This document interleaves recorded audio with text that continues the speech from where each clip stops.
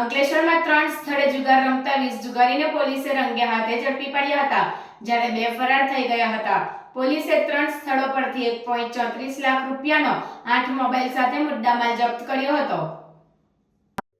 પ્રથમ બનાવમાં ભરૂચ એલસીબી પોલીસની ટીમ અંકલેશ્વર વિસ્તારમાં પેટ્રોલિંગમાં હતી. તે દરમિયાન ચોક્કસ માહિતીના આધારે સારંગપુરના શાંતિનગર ખાતે દરોડા પાડ્યા હતા, જ્યાં મનસુખ સોલંકીના મકાનમાં જુગાર રમતા 13 જુગારી ઝડપાઈ ગયા હતા.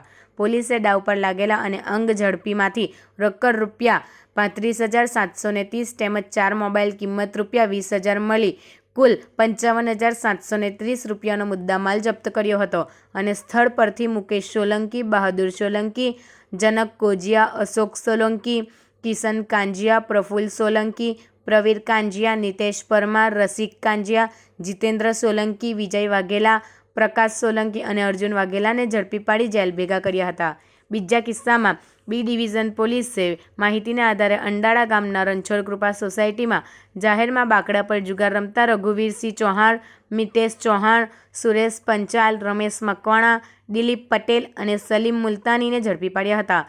તેમની પાસેથી દાવ પર લાગેલા અને અંગ ઝડપીમાંથી રોકડ રૂપિયા 36,100 તેમજ 4 મોબાઈલ તેમજ રૂપિયા 40,000 મળી કુલ 76,100 રૂપિયાનો મુદ્દામાલ જપ્ત કર્યો હતો અને તમામ જુગારીઓને જેલ ભેગા કર્યા હતા.